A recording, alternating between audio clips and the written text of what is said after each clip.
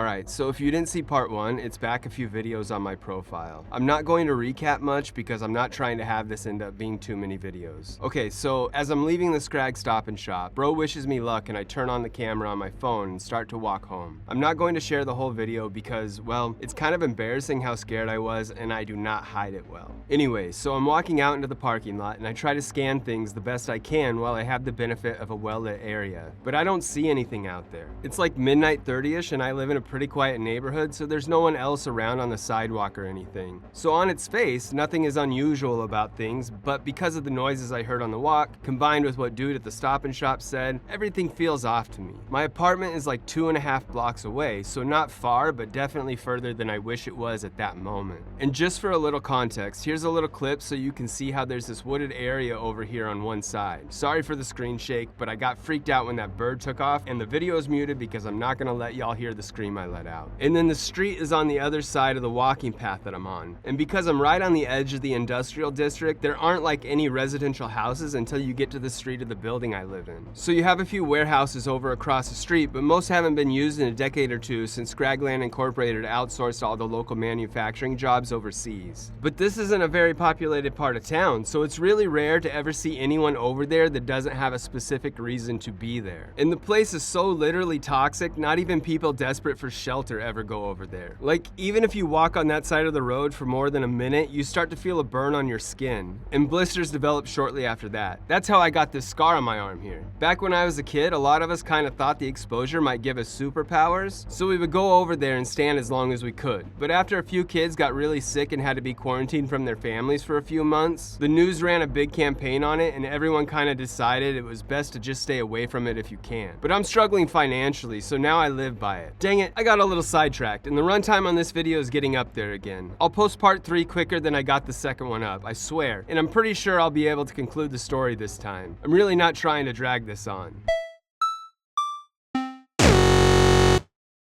Alright.